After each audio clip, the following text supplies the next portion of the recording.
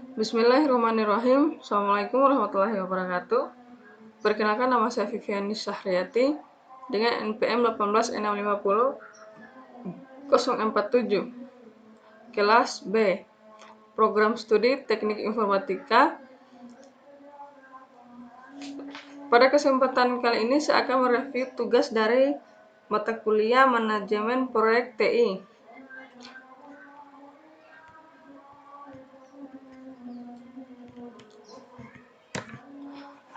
Manajemen proyek perangkat lunak merupakan bagian yang penting dalam pembangunan perangkat lunak. Sekalipun tidak bersifat teknik seperti pengkodean hal-hal dalam manajemen proyek, perangkat lunak ini mampu menentukan apakah proyek akan berjalan dengan baik sehingga menghasilkan produk yang baik. Hal-hal yang berkaitan dengan manajemen perangkat lunak adalah pengelolaan personel dan koordinasi tim, masalah, dan proses. Manajemen proyek, aplikasi pengetahuan, keahlian, alat bantu, dan teknis untuk mengelola aktivitas proyek dalam menghadapi kebutuhan dasar stakeholders, klien, dan memprediksi berbagai hal yang berkaitan dengan proyek. Atau dengan kata lain, manajemen proyek adalah proses melingkupi, merencanakan, menyediakan staf, mengorganisasi, mengarahkan, dan mengontrol pengembangan sebuah sistem yang dapat diterima dengan biaya minimal dan dalam jangka waktu tertentu. Manajemen proyek perangkat lunak mengatur 4 hal penting, yaitu personel, masalah, proses, dan proyek. 4 hal ini berurutan mulai dari yang paling penting. Personel mendapat tempat paling penting karena tanpa personel yang baik dan tepat, maka 3 hal lain tidak bisa berjalan dengan baik. Kategori personel. Pembangunan perangkat lunak melibatkan banyak personel dan dikategorikan dalam 5 kategori. Pertama, manajer senior yang menentukan usaha yang dikerjakan dan pemegang keputusan dalam proyek. Kedua, manajemen proyek teknis, pemimpin tim yang membuat rencana, motivasi, mengatur, dan mengendalikan praktisi yang mengajarkan perangkat lunak. 3. Praktisi yang mengerjakan perangkat lunak. 4. Klien yang menentukan kebutuhan perangkat lunak dan pihak lain yang berkaitan dengan hasil produk.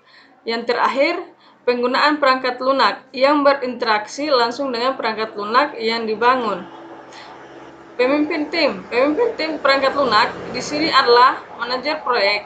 Seorang pemimpin tim diharuskan mempunyai keterampilan memimpin yang cukup.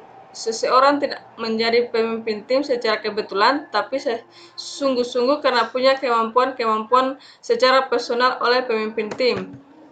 Kemampuan yang harus dimiliki pemimpin tim: mampu memotivasi, 2. Mampu berorganisasi, 3. Mampu mendorong keluarnya ide-ide baru, 4. Mencari penyelesaian masalah, 5. Mampu menjadi manajer, 6. Mampu menghargai kerja, 7. Mampu mengenali tim.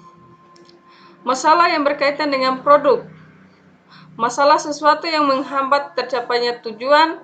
Oleh karena itu, kita harus mengamati masalah pada awal dimulainya sebuah proyek. Ruang lingkup masalah. Pertama, konteks. Bagaimana perangkat lunak yang dibangun dapat memenuhi sebuah sistem, produk, atau konteks bisnis yang besar, serta batasan apa yang ditentukan sebagai hasil dari konteks tersebut. Tujuan informasi, objek data pelanggan, apa yang dihasilkan sebagai output dari perangkat lunak.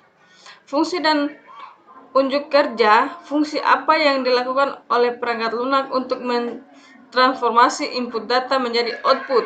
Adakah ciri kerja khusus yang akan ditekankan? Project adalah urutan sementara aktivitas-aktivitas unik, kompleks, dan terkoneksi yang memiliki satu tujuan atau sasaran dan harus dilengkapi dengan waktu yang spesifik, sesuai dengan anggaran dan sesuai dengan spesifikasi. Manajemen proses adalah aktivitas mendokumentasi, mengelola, dan secara terus-menerus memperbaiki proses pengembangan sistem. Yang menentukan keberhasilan atau kegagalan proyek meliputi 2 hal. Pertama, keterbatasan lingkup proyek. Sesuatu yang secara potensial membatasi proses-proses dalam proyek yang meliputi 3 hal. Pertama, time, waktu yang dibutuhkan dalam menyelesaikan proyek. Ada beberapa event yang memaksa dalam timeline proyek, yaitu kesempatan, keterbatasan, dan terakhir kompetensi. Cost, semua biaya yang dibutuhkan dalam proyek, semua sumber daya yang dibutuhkan untuk menyelesaikan proyek tergantung pada biaya. Pentingnya manajemen proyek di sini adalah melakukan estimasi. Setelah itu, memonitor semua limitasi ini supaya proyek aman. Quality, semua hal yang dikerjakan dalam proyek harus menghasilkan sistem pada waktu dan dalam budget yang ditentukan, namun tetap dalam kualitas terbaik yang dapat dicapai. Fase proyek, persiapan, mengenali kebutuhan yang berhubungan dengan proyek untuk menangani masalah-masalah. Perencanaan, ketika mendefinisikan rencana yang akan digunakan untuk menyelesaikan tujuan akhir. Pelaksanaan, mengkoordinasi staf dan sumber daya penting lainnya seperti yang sudah ditetapkan dalam perencanaan. Pengawasan, monitoring secara konstan terhadap overall progres dalam proyek dan menjaga integritas tujuannya. Sosialisasi, formalisasi penerimaan kesuksesan suatu proyek dari stakeholders. Dokumentasi, dokumen konsep proyek, ikhtisar dari apa yang diucapkan klien pada meeting pendahuluan. Selanjutnya, dokumen kebutuhan proyek, hasil dari analisa kebutuhan. Ketiga, dokumen persetujuan, dokumen yang berisi pengesahan manajemen dari klien bahwa proyek diizinkan untuk mengalokasikan sumber daya. 4. Dokumen lingkup proyek, di mana kandungan proyek yang berhubungan dengan proyek seperti project members, project sponsor, dan lain sebagainya. Kelima, dokumen perencanaan proyek, detail yang menunjukkan strategi untuk dapat menyelesaikan proyek. Outline-nya bisa berupa tahapan-tahapan fase dan langkah demi langkah kerja. Terakhir, dokumen sosialisasi, di mana metode sosialisasi, training, serah terima dengan stakeholders, dan komitmen akhir seperti garansi dan lain sebagainya. Proyek dianggap sukses jika sistem yang dihasilkan diterima oleh pelanggan. Kemudian sistem informasi yang dihasilkan tepat waktu, sistem informasi yang dihasilkan sesuai dengan anggaran. Yang terakhir, proses pengembangan sistem memiliki impak minimal pada operasi-operasi bisnis yang berkesinambungan.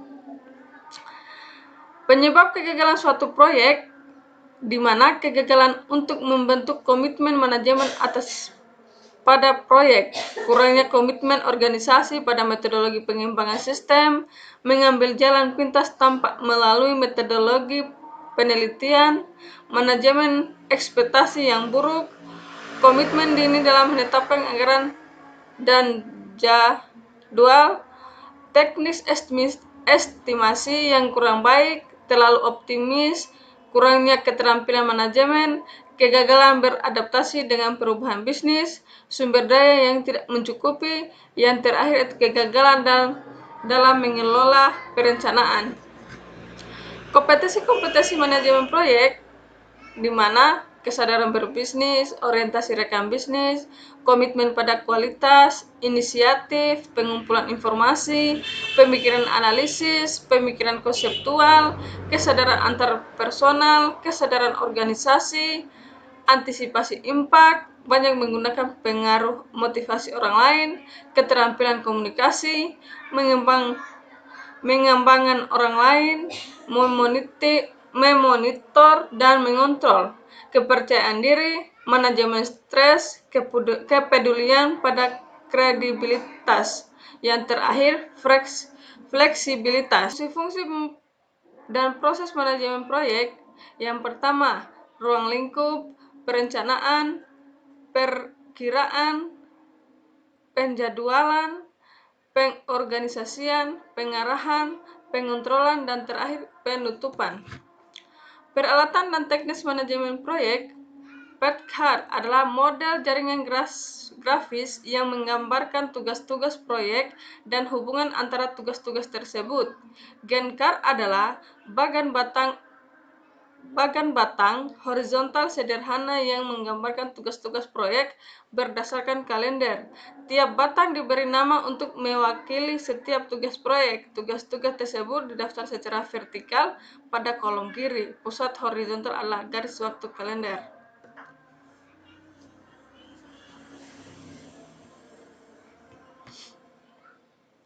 Mungkin itulah penjelasan dari saya tentang materi manajemen proyek TI. Lebih dan kurangnya mohon dimaafkan. Wabillahi taufiq wal hidayat. Wassalamualaikum warahmatullahi wabarakatuh.